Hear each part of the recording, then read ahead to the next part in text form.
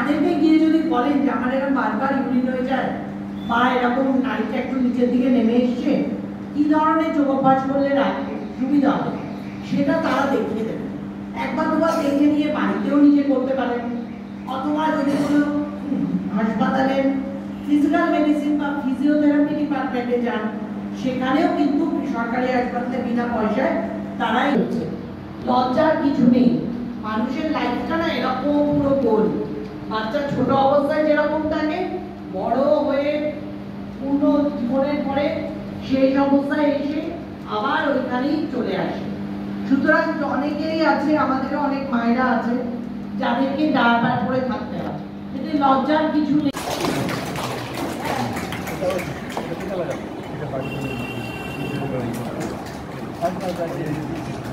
না দিয়ে গাছ দিচ্ছি, গাছ আমরা এখানেই জানতে।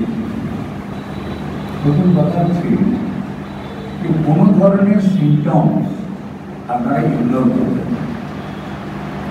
কোমর হয়েছে পেট ব্যথা, ইমিডিয়ে কল হার্ট অ্যাটাক, বুকে ব্যথা বুকে না হয়ে পেটে হতে পারে, সেরকম যেমন পেচ্ছাপ করবে, কিছু কারা দেখতে হবে রেগুলার।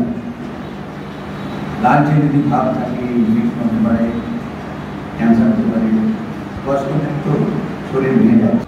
1948 সালে প্রথম তৈরি হয়। প্রতি বছর এই 7ই এপ্রিল দিনটাকে তারা পালন করেন মানুষকে স্বাস্থ্য সচেতন হওয়ার জন্য। এবারে 2025-এ তারা যদি অ্যাটেন্ড করেন, তারা যদি থাকেন, কারণ তারা শুনলে তারা বুঝতে পারবেন, এবং একজনের থেকে 5 জন শুনলে এইভাবে যারা পিছিয়ে পড়া আছে সেখানে তারা সবসময় আসবেন না। বিশেষ করে গাইনোকোলজিক্যাল প্রবলেম নিয়ে বলার যে সেমিনার, সেখানে তারা স্বাভাবিক কোনটা বোধ করবেন যে না আমার গাইনোকোলজিক্যাল প্রবলেম, এটা লুকিয়ে রাখার জিনিস তাদের মত অনুযায়ী। কিন্তু সেটা তো সবসময় নয়, যদি তারা প্রাথমিকভাবে লুকিয়ে রাখেন একটা বড় প্রবলেমে পড়ে যাবেন। সুতরাং আমাদের বারবার তাদের কাছে যেতে হবে, বিভিন্ন অডিও ভিজুয়াল এড যেটা আমরা বলি, ছোটোখাটো সিনেমার মতো করে বা একটু স্লাইড শো করে তাদেরকে ব্যাপারটা বোঝাতে হবে। কাগজপত্রে যে আমাদের প্রিন্টেড মিডিয়া, সেগুলো নিয়ে গিয়ে বোঝাতে হবে। সেভাবেই আমরা তাদের কাছে পৌঁছতে পারবো, আস্তে আস্তে অ্যাওয়ারনেসও জাগ্রত হবে।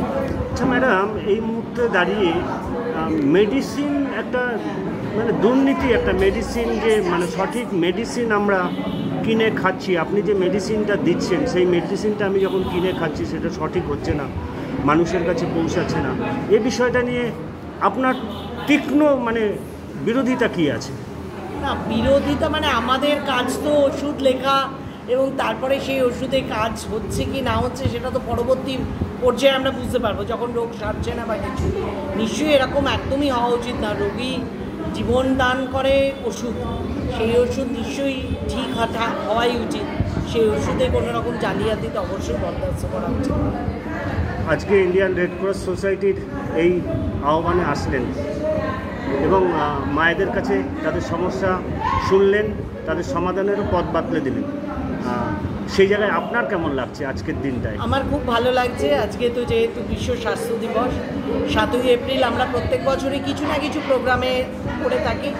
আজকে যখন আসার জন্য আমাকে এখানে আমার বন্ধু ডক্টর সনাতন বন্দ্যোপাধ্যায় বললেন, আমি একদম সাথে সাথে রাজি হয়েছি। কারণ এই জাতীয় প্রোগ্রামগুলোতে গেলে যে অ্যাওয়ারনেস মহিলাদের মধ্যে জাগ্রত করা দরকার, এবং তারা সেটা বুঝতে পারেন, সেটা আসতে পেরে আমার খুব ভালো লেগেছে। এবং তারাও বিভিন্নভাবে আমাদের সঙ্গে এই যে আমাদের সিম্পোজিয়াম, তারাও নানান প্রশ্ন করেছেন নিজেদের মধ্যে থেকে, সেটা আমাদের খুব ভালো লেগেছে। ছোট ছোট কি কোনো টিপস দেবেন মায়েদের ক্ষেত্রে? একটাই টিপস, রোগ লুকিয়ে রাখার জন্য নয়, কোনো রকম যদি শারীরিক সমস্যা হয় অবশ্যই ডাক্তারের সঙ্গে যোগাযোগ করবেন। অনেক বেড়ে যাওয়ার পর সেটা চিকিৎসা করা খুব মুশকিল। প্রাথমিক অবস্থাতেই আপনারা এগিয়ে আসুন। রোগ রোগই হয়, তার মধ্যে কোনো লুকোচুরি করে রাখার দরকার নেই, সেটাই মায়েদের বলব। অসংখ্য ধন্যবাদ আপনাকে, অসংখ্য ভালো থাকুন আপনি।